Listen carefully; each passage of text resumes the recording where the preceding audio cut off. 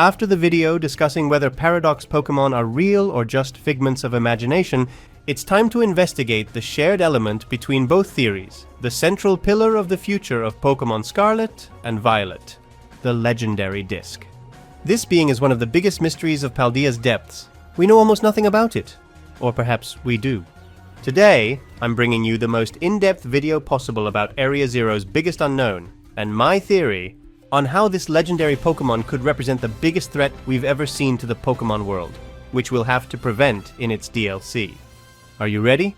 Hop onto your Koraidon or Miraidon, and let's descend together into the crystalline depths of Pokémon lore. Taking into account the base game and the DLC's announcement, what do we exactly know about the third legendary Pokémon from Scarlet and Violet? Well, we know that it's in the deepest part of the Great Crater of Paldea at Area Zero. Now that we've played the game, we know that this hole wasn't the result of the impact of the ultimate weapon's laser, since we are told that it's more than 1,000,000 years old, moving it chronologically very, very far away from AZ. This opens the way to other hypotheses about its origin, and I think the most likely could be a meteorite due to the size of the crater and, that we usually call Ground Zero, to the central place of a great impact or a catastrophe, which would also be in consonance with the origin of Eternatus, the previous third legendary Pokémon. And in the center of that impact, emerging from the bowels of the meteorite, we find the guardian of the legends in its crystalline cave, where it's supposed to guard a treasure more valuable than all the riches of the world put together. This was the treasure that the Paldean Empire sought for over 1,000 years, to the point of almost causing its fall without even setting foot in the depths of the pit. It wasn't until 200 years ago that the Area Zero expedition team managed to get in there, and it was where Heath, while being alone through its subway galleries, was able to see it and reflected in the Scarlet or Violet book the sketch of this sighting. It's quite bizarre and difficult to understand. It seems more like an LSD trip than a Pokémon, but Heath mainly pointed out, as we mentioned before, that its shell was made of multiple hexagonal plates that shined as jewels, and its shape reminded him of a disc. The hexagons detail is very interesting, so much so that it isn't the first time we hear about hexagons in the game, since Hassel in his art class, while talking about snowflakes, comments that in their hexagonal patterns you can see the hand of nature itself. This is probably also related to many minerals that have an hexagonal crystal system, as we already saw with the Dynamax crystals that formed those dens or the Area Zero crystals. Or that we could even have related to the hexagonal plates of the disc-shaped turtle shells, thus predicting Terapagos. Although this one, for the moment, only has pentagons. No wonder why everything that has to do with Zero Lab has a hexagonal shape.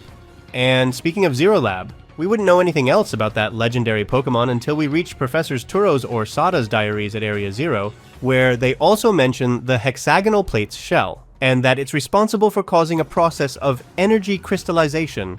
Because of course, as expected given that we are in the Infinite's energy arc, the legendary disc is the cause of the Terastal phenomenon. For the third generation in a row, we have an energetic transformation that modifies Pokémon, and is caused by the polygonal or crystalline legendary of the generation. 10 years ago, Turo or Sada, after coming to the conclusion that the trigger of the Terastalization was the luminescent crystals of Area Zero, or more precisely, the energy emanating from them, unraveled the mystery of the Terastal phenomenon and thus created the necessary technology to use it at will, Terra orbs. Manufactured precisely using those crystals that, as we said before, store the energy of the legendary disc, and that were already capable of altering living beings by themselves. Because yes, there already were Terra Pokémon without the need for those orbs. The interest in terastallizing began 140 years ago, when some Pokémon were discovered inside Area Zero that radiated a mysterious light, which allowed them to terastalize. However, when they were taken out of Area Zero, that light disappeared, and along with it, the Terastalization. That's why many years later, Turo or Sada created the orbs that allowed those Pokémon to terastalize outside of Area Zero. But the Terastal phenomenon isn't the only virtue of the legendary's energy. We can also clearly see its influence in the Herba Mystica. These spices, which are just herbs exposed to energy from Area Zero, have miraculous and healing effects, and can even delay aging. As we saw with Mabastiff, if someone eats all 5, they can be cured of anything. And not only that, we know that other Pokémon that have eaten them have grown both in strength and size, creating Titan Pokémon. In fact, we even see that Titans continue to take advantage of the herbs, eating them in a hurry to, after a burst of energy, regain their health and become even more powerful. So, for the moment, this terra energy is capable of terastalizing, growing, curing diseases, extending one's life, all along the lines of what we had already seen in Pokemon. However, this generation takes a step further compared to the previous ones. If we didn't get to see the Blinding One, or Eternatus, being used for their energy, that's not the case with the legendary disc. We've seen its energy being used to improve the performance of machines, thus allowing the professors to create the time machine and an AI in their image and likeness that, as stated by itself, it's so advanced that it would have been impossible to create it with the current technology.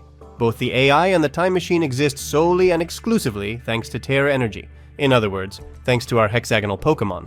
But it doesn't seem that its powers are limited to terastalizing and giving energy away. As we have already discussed in the Paradox Pokemon video, it could be that the real treasure hidden by the legendary disc is its ability to grant wishes. And as at the end they didn't introduce Paradox fusions, but they did introduce Paradox legendaries. This might have been already confirmed. Whether it was directly or indirectly, for Heath, who was a historian and writer, it allowed him to see Pokemon from another era, thus making his book about his experiences at Area Zero a bestseller. And for the professors, who had the dream of a world with Pokemon from the past or the future, it made them capable of creating the time machine and the AI so that they could fulfill their dream. However, all that glitters is not gold, and these wishes seem to have been granted by a monkey paw, given that they are fulfilled, but they also turn against them. Firstly, Heath witnessed living Pokemon history and wrote a bestseller, but no one believed what they discovered down there and labeled it as a fraud. And secondly, the professors were able to bring Pokemon from the past or the future. Yes, but this caused the separation from their partner, the distancing from their child, and even their own death at the hands of one of those Paradox, as they were violent and uncontrollable, posing also a threat to the ecosystem of the present. And even the AI they had created as their helper is the one that finally betrays them to put an end to their dream and stop the time machine. What's more, it's their AI and not one of them, the one that travels to the future or the past to have a glimpse of that era they so deeply desired, although probably just for a few moments, since the AI can't survive without the energy from the crystals of Area Zero. After this series of sad misfortunes, it doesn't seem so nice anymore that the legendary grants your wishes, right? Well, I'll give you a little ad break because you haven't seen the worst part yet.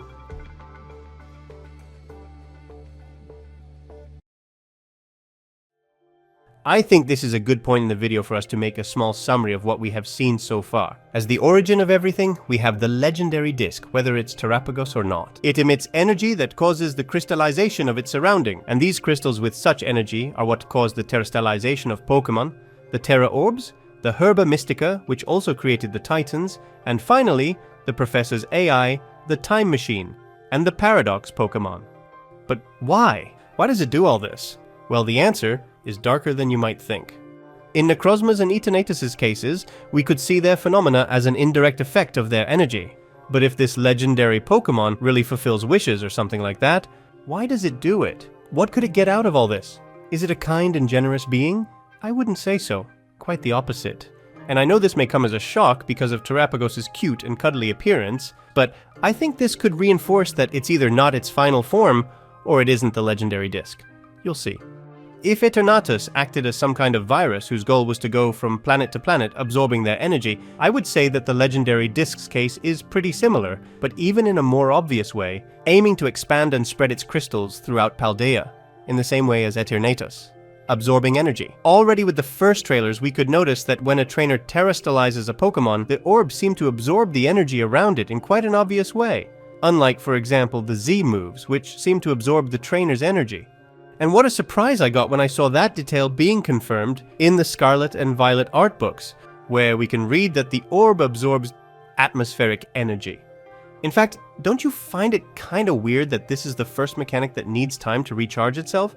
As if they were reinforcing the idea that it needs to absorb energy to then release it, either by simply moving around Paldea, or at Pokemon centers, which clearly have some kind of relationship with Pokemon's infinite energy. With this sort of details, we could assume that this is precisely what the legendary disc wants, to absorb energy in order to spread more crystals all over Paldea. And no, I'm not making up all that stuff about expanding and turning everything around it into crystals. Didn't you find it odd that the large buildings around Zero Lab were practically being engulfed by crystals? They obviously weren't built inside them, but it seems that the use of terra energy by the professors has made those crystals start surrounding them. Furthermore, in the fourth research station, where the professors died, we find a similar situation, and we can read that the crystals seem to be eating the facility.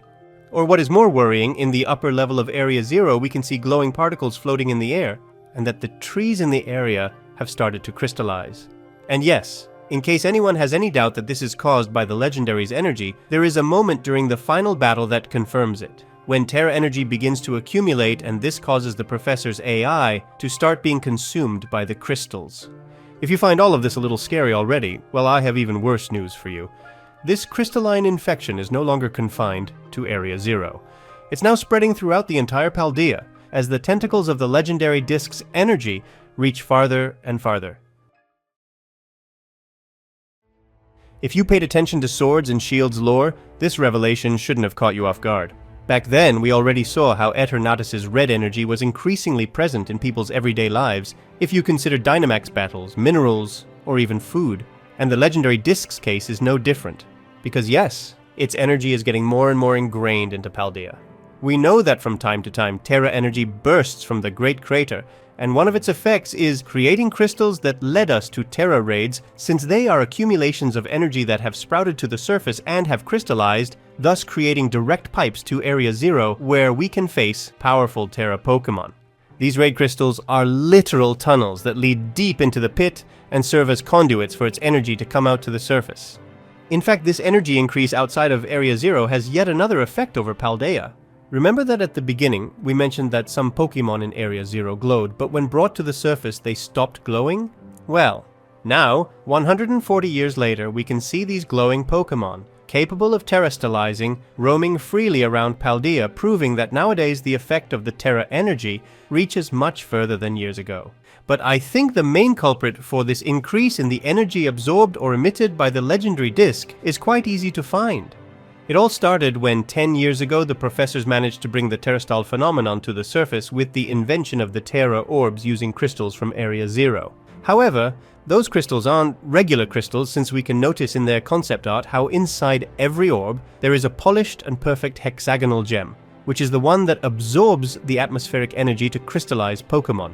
And it is oddly identical to the one that appears in the Terra jewels, with the difference that the latter has some suspicious-looking eyes, which hint that it isn't just a plain, lifeless jewel.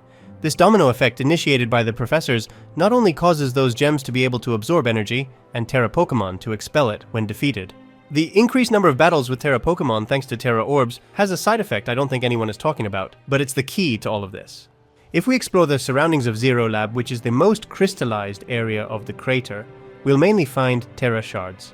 These are small splinters that are rarely detached when the Terra jewel of a Pokémon breaks after being defeated, thus enhancing the increasing crystallization of the area. This small detail might not seem like a big deal, right? It seems pretty normal that there are many Terra shards where Pokémon have been terastalizing for years and years, and where there is enough influence of the legendary disc to keep that energy crystallized. But the problem arises when you notice. Nowadays you can find Terra shards all around Paldea, not only confirming again that the legendary's energy is running wild on the surface, but also that little by little, crystallization is becoming a reality on the surface. You could almost say that they are like the seeds or spores left by all this Terra energy exchange that is accelerating more and more. And I'm not the only one saying it's getting worse.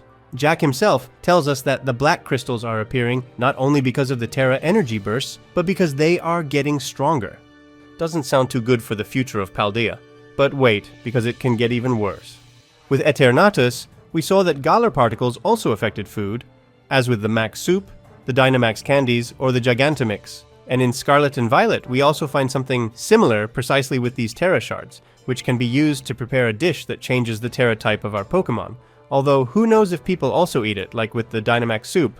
But what humans are certainly eating are Herba Mystica sandwiches, which are, as we said before, spices infused with energy from Area 0, and in fact, we have played an active role in popularizing them by inspiring recipes for sandwiches, or by getting them for Saguaro, the home economics class teacher, in the post-game. So not only is the energy released by the legendary disc from Area 0 increasing and its effects on the surface becoming persistent, but we are also actively contributing to the worsening of the situation through battles and cooking. The legendary disc is gradually expanding its influence, and what are just some crystallizing trees today could be all of Paldea tomorrow. But if this was true, if the goal of the legendary disc was for humans to gradually increase their usage of its energy, enabling it to absorb more atmospheric energy while crystallizing everything over time, why is it hiding at the bottom of a hole? Why doesn't it emerge to the surface, granting those wishes and becoming some kind of god? Well, it may simply not be in its nature, but I think there might be another explanation for it. It could be that absorbing energy to create a crystal apocalypse isn't its sole purpose. It might also need it to free itself, or to awaken. Perhaps those increasingly stronger energy bursts are its attempts to do so. The professor's AI informs us about a barrier at Area Zero that supposedly prevents Pokémon from the future or the past from escaping, but it never specifies what this barrier entails. A physical barrier? I don't think so. In the end, the one who manages to escape is Donphan's paradox, not any of those who can fly. A technological barrier? I doubt it. The professors weren't exactly against the idea of anachronistic Pokémon roaming free around the world, regardless of the consequences. To me, there are three options. The first possibility is that it's a magic barrier from thousands of years ago. It wouldn't be the first time we've seen a legendary sealed this way in Paldea. Perhaps the representation of this barrier is the clouds that shroud the crater, which were already there when the Area Zero expedition team arrived, along with the strange markings on the ground that could be remnants of an ancient ritual. It's possible that this barrier is starting to weaken due to the increasing power of the legendary. The second possibility is that the barrier doesn't actually exist, and it's a way of talking about the reach of terra energy. We know that the professor's AI couldn't function away from Area Zero's crystals, so reinforcing the theory that Paradox Pokémon are creations of this legendary, perhaps they were simply unable to move away from the area without vanishing. Until now. It doesn't seem coincidental that the first one to escape is also the first one spotted in both games. Maybe its energy is now powerful enough to sustain their existence, allowing us to catch and take them outside of the crater.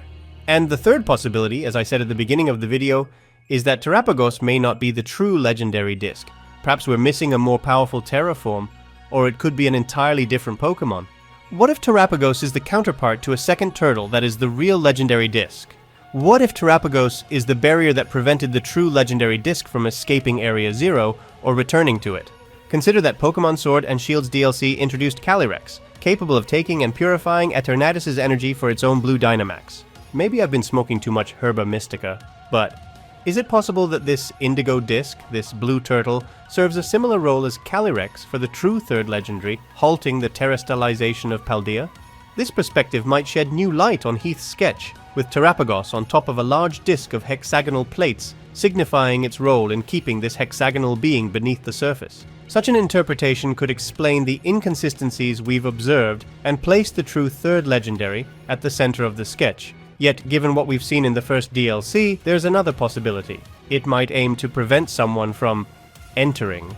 Whatever the correct option may be, it seems that this barrier is going to disappear in the DLC, unleashing the crystal apocalypse that will envelop all of Paldea, unless we can prevent it. In the 7th generation, we recovered the light of an entire universe. In the 8th one, we stopped a skeletal poisonous dragon that drove Pokémon crazy and made them gigantic.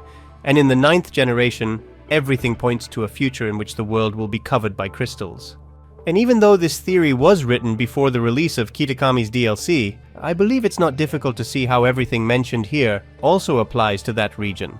In Kitakami, we can observe the crystallization of the area, the emergence of glittering Pokémon, and the appearance of Terra raids, all seemingly caused by a handful of Terra crystals brought from a distant land, evidently from Paldea. But we'll discuss the first DLC in a future video. However, not everything is solved yet. Even if my theories in this video hold true, many unknowns remain, and some of them may find answers in the second DLC. For instance, there's much more to Gita and Glimora than we've witnessed in Scarlet and Violet, and Area Zero undoubtedly conceals numerous secrets yet to be unveiled. But I suppose we'll explore those mysteries in another video. Subscribe if you like this one, and leave a nice like so it doesn't get buried under the crystals of YouTube's algorithm. Thank you very much for your time, and see you in the next video.